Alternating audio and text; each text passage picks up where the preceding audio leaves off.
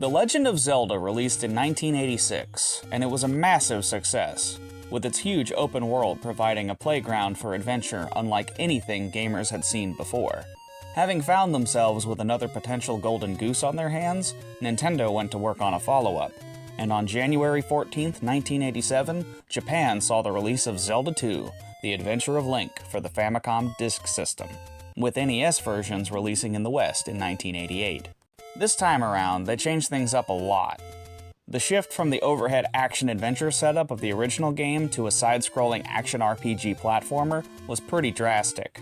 To this day, the game has a reputation as the black sheep of the series, and I think that taints this game's reputation for some people. But I don't think different is necessarily bad. Zelda II deserves to be judged on its own merits, not by preconceived notions, and that's just what I hope to do in this video.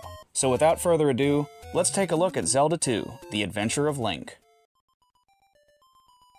Right away, we get a fantastic title screen and an epic theme tune as a text crawl explains the plot. After successfully defeating Ganon and saving Zelda and Hyrule, an older Link once again has to save the day when Impa informs him that Princess Zelda has fallen under a sleeping spell. Link has to go into 6 palaces throughout the land and place crystals to destroy them, which will break the seal protecting the Great Palace. From there, Link will have to overcome the challenges of the Great Palace to obtain the Triforce and rescue Zelda from the sleeping spell. But that'll be easier said than done. Hyrule is still a dangerous place with many hazards, and Ganon's servants want to kill Link and use his blood to resurrect Ganon. Man, that's pretty metal for a Nintendo game from the 80s. Zelda 2's gameplay diverges from the top-down action-adventure gameplay of its predecessor. Where the original game took cues from games like The Tower of Druaga, Zelda 2 took cues from action platformers and combined those with RPG elements, like XP and stats and towns with NPCs, to form an interesting platformer action RPG hybrid. The top-down overworld is used as an abstract representation of travel through Hyrule, like in RPGs. Travel can be interrupted by random encounters, entering caves or towns, or finding certain set encounters, such as secret areas. When this happens, the gameplay shifts to a 2D side-scrolling perspective. As a platformer, this game has a life system. Lose all 3 of your lives, and it's back to Hyrule Castle to try again. You can find things like 1-ups and XP bags, but they only spawn once, so if you take them, you better not screw up and waste them. This game also draws from RPGs in that you get XP for fighting stuff, and you have 3 stats: power, magic, and health.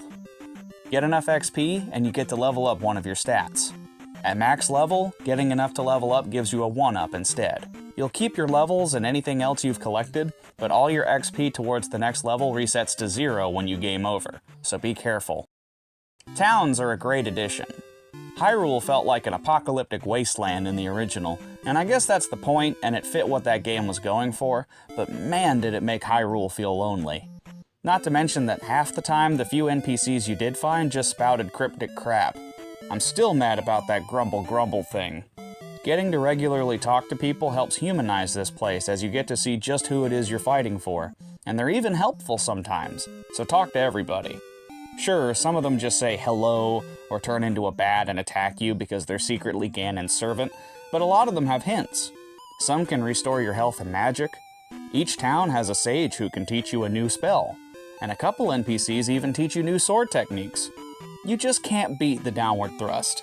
Best move in a video game ever. 10 out of 10, would thrust again. They've also made the game's structure more linear than the original.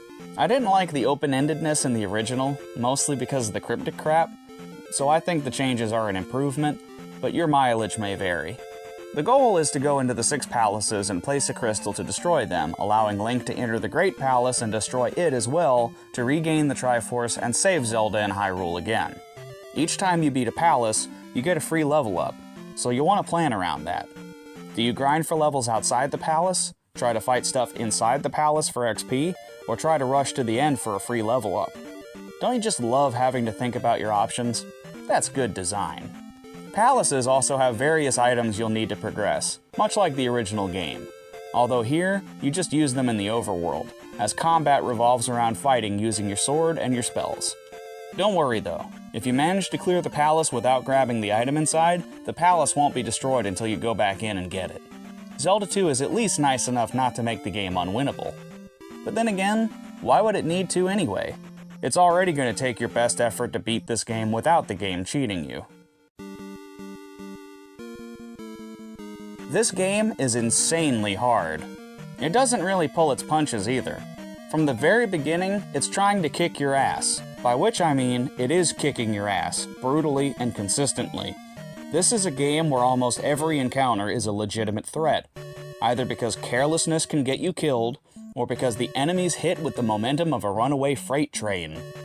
I hope you like the game over screen with Ganon laughing at you, because you're going to be seeing it a lot. Oh, by the way, if you have epilepsy, the original NES game has a lot of flashing lights, including on the game over screen. I think later versions changed that, but if this game interests you and that might be a problem, look into it. Just a heads up. After the first palace, you have a choice. The second palace? Or Death Mountain. In Zelda 1, you go to Death Mountain after going through 8 dungeons and collecting 8 Triforce pieces. It's the ultimate test of your abilities, the final hurdle in your path to saving Hyrule.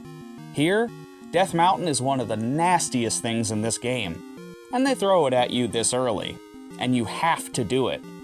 There's a magic container in here which is incredibly useful, and you have to get the hammer to progress. So there's no getting around it or putting it off until later. And to add insult to injury, the hammer unlocks a shortcut to the second area of the map, a cave with a heart container, and the next town, which has both a new spell and the downward thrust. Man, all of that would have helped a lot in Death Mountain. At least you'll get good XP, so you should get stronger. It's absolutely brutal, but I recommend toughing it out first so you can have all this stuff for the second palace. Grind for a while if you have to, because it's very much worth the hassle. Emphasis on hassle, because it is still a big pain. Then there's the overworld travel. On its own, it's usually not that bad actually.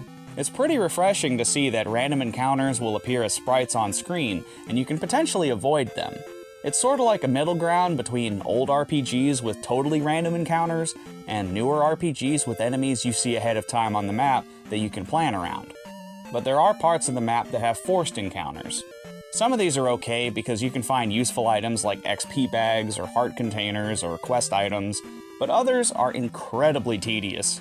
This really escalates in the late game, as the areas on the way to the 6th Palace and the Great Palace have multiple forced encounters with lots of enemies and obstacles that are a huge pain in the ass to dodge.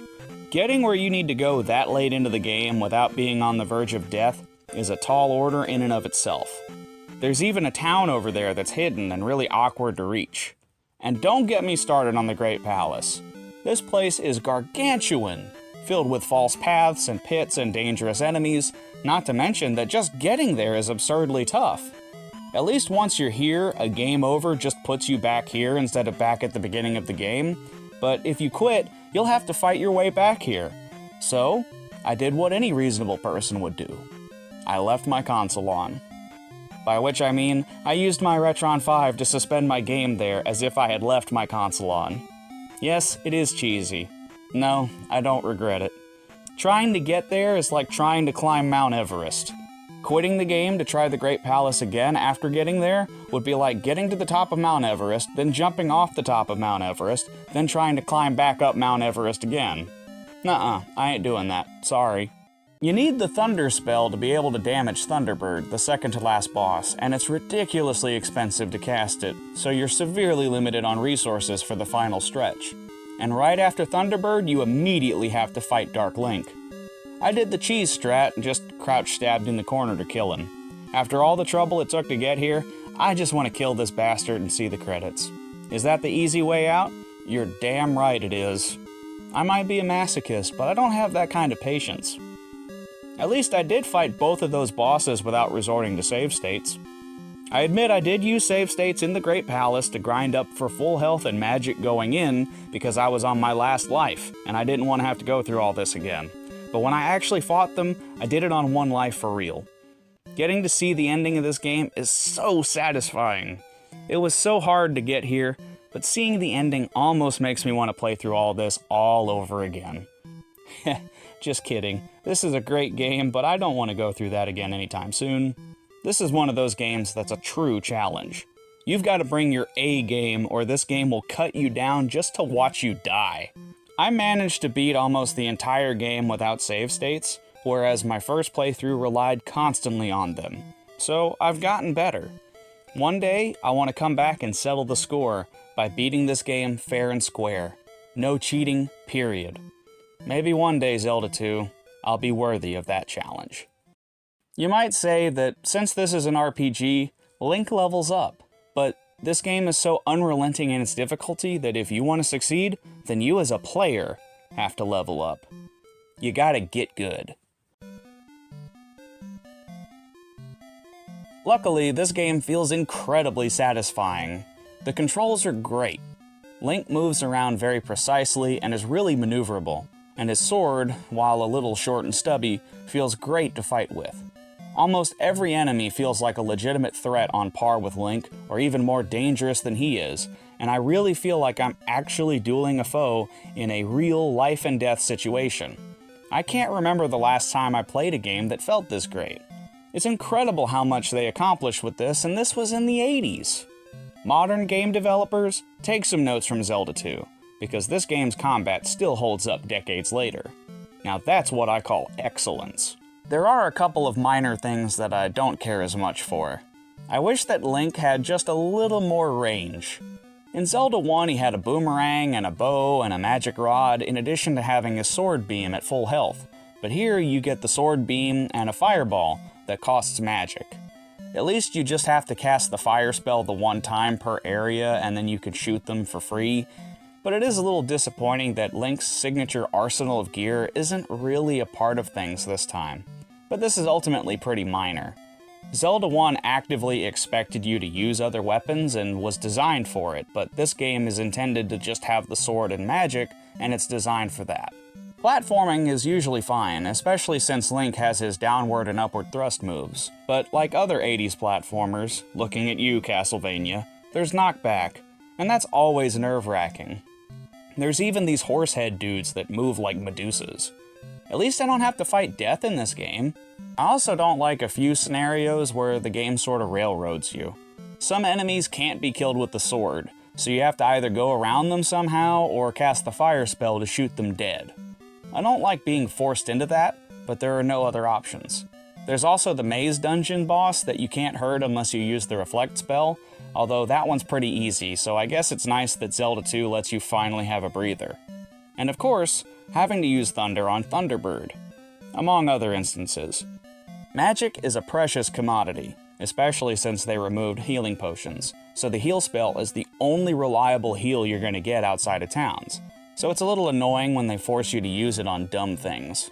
Generally though, this game feels great to play, and while it is quite difficult, it's also quite gratifying when you finally win. And it usually feels pretty fair. Link controls well, so most times it's ultimately on you if you screw up. Some of the stuff is absurd, like those blue dark nuts that throw the knives at you, but most times things are fairly reasonable.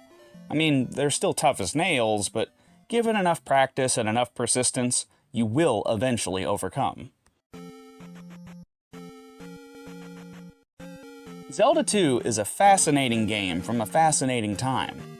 A chip shortage had led Nintendo to create the Famicom Disk System in order to release games on floppy disks, and in those days, games were still a largely uncharted territory. Zelda II took huge chances and changed things up drastically, and while the series would shift back towards the gameplay of the original later on, I think it's a little unfair to call this one the Black Sheep. I agree with HPR Shredder, a reviewer that I'm a fan of, that this game is really an ugly duckling, beautiful in its own way. And it's not like this is the only game that made huge changes from its predecessor. Back in the 80s, this happened a lot. Nintendo felt that the original Super Mario Bros. 2 was unsuitable for the West because it looked like a glorified add-on to the original and was too hard. So they turned the Japan-exclusive Doki Doki Panic into the West's Super Mario Bros. 2. And that's a great game in its own right. Even developers outside of Nintendo did this. For example, Castlevania II Simon's Quest was an early pseudo-Metroidvania game instead of being a traditional platformer, and Final Fantasy II used a learn-by-doing progression system instead of a traditional XP system. Zelda II gets a bad rap sometimes and I don't think that's fair. Zelda II does a lot of things right. For one thing, this game has one of the best soundtracks I've ever heard. From the title theme, to towns, to palaces, to the Great Palace, the soundtrack is full of bangers, and it's incredible how they managed to put so many great tunes in here when the original game only had a small handful of tunes. And this game's not just ear candy, it walks the walk too. With an interesting mix of game mechanics, challenging encounters that will push you to be the best you can be, and polished controls and combat that feel sharper than some games made now, don't let the name on the box taint your expectations. Zelda 2 does its own thing, totally unafraid to take chances, and you have to take it not for what you expect it to be, but for what it truly is. It's not for the weak of heart, but anybody who wants a true challenge and is willing to take the road less traveled should check this game out. This is an absolute standout, and required reading for any serious student of retro gaming. You don't want to miss out on the brutal brilliance of Zelda 2. But that's just my opinion. If you have any thoughts on Zelda 2, I'd love to talk about it in the comments down below. Thanks for watching.